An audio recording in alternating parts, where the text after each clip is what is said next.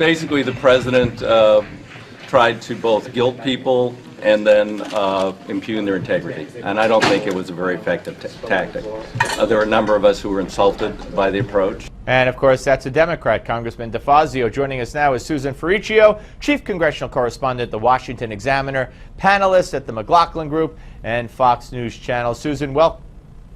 Hi. Welcome. Good to see you. All right. What do you make? I mean, you've written extensively on this whole trade bill and the president's failures on Friday. But then I see that, you know, Boehner and others are saying that there's a ways around that and they'll get it done. What's the possibility and probability of that happening? Well, they can get it done.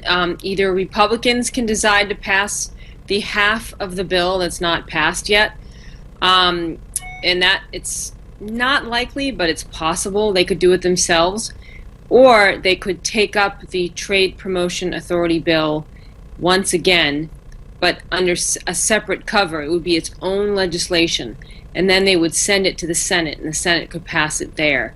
It would be akin to starting over a little bit, and that would dodge what the Democrats are trying to do, which they're trying to bring the bill down using a measure that they normally support, which I think we've talked about, the Trade Adjustment Assistance Act. Yep.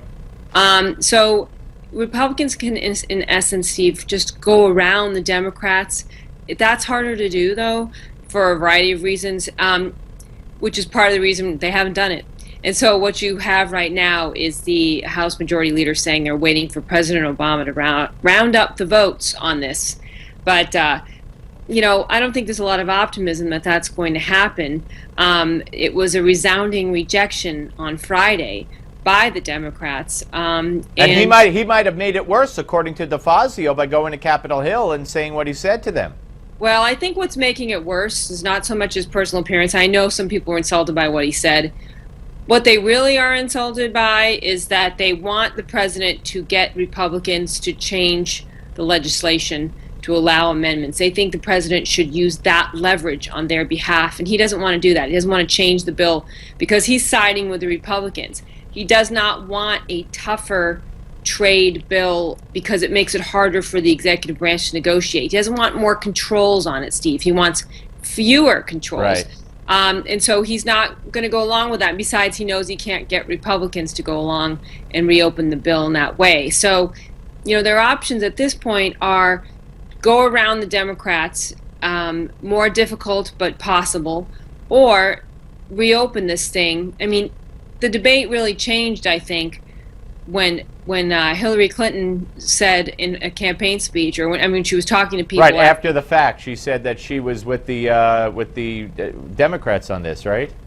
Well, she said she agreed with Nancy Pelosi that there should be some changes made to the bill, and so that's really the point that Democrats are making. They're saying, hey, we're not saying we're completely opposed to trade. We want a trade bill that's more to our liking, right, and has some changes in it. Of course, those would address currency manipulation and enforcement of trade pact rules that affect the environment and wages, things that I think would be extremely difficult to negotiate in our international trade pacts, right or wrong, but they're hard to do. Let me ask you about Hillary. You brought it up. What'd you make of her campaign speech at Roosevelt Island on Saturday, again with the coloring her hair? I'm a grandmother. I'm not going to age in office like the men. Here's what my mother taught me. You know, gender, gender, gender. She's playing the gender card big time. You know, this is not something she did in 2008. She's making gender a main part of the argument here. And let's face it, if she can pick up more female votes, and she'll win the female vote, I think, in the general election. But if she can get more of them to come out, she can increase their numbers at the polls next 2016 November election, she will, you know, that could give her a margin to help her win. So it's, you know, if anything, it's a very smart strategy, because playing the gender card as she is going to give her an advantage, a distinct advantage over the Republican challenger, who, if she in fact does become the Democratic nominee. I want you to hear one thing real quick from Hillary Clinton's campaign manager, and this was on CBS. Here's how it went. Here's the question that when I talk to Democratic strategists, people who even are anxious for her to be president, they say she can list a lot of things. The biggest problem for her is trust. The voters, and the polls have shown this, voters do not trust her. How does she overcome that? Well, first of all, no poll shows that voters don't trust Hillary. They don't. When every poll, we got 20 seconds, every poll shows voters don't trust Hillary. What's he talking about? Well, they don't. You're right. It's in the 50-odd% range. People say they have an issue with the way she handled the emails. There's a real trust issue with her. Yeah, I guess it's Hillary fantasy land, and just say it long enough, and maybe it'll be true. Susan, great talking to you. We'll talk to you again. Give Thanks Me 5 is next. Okay. Don't go away.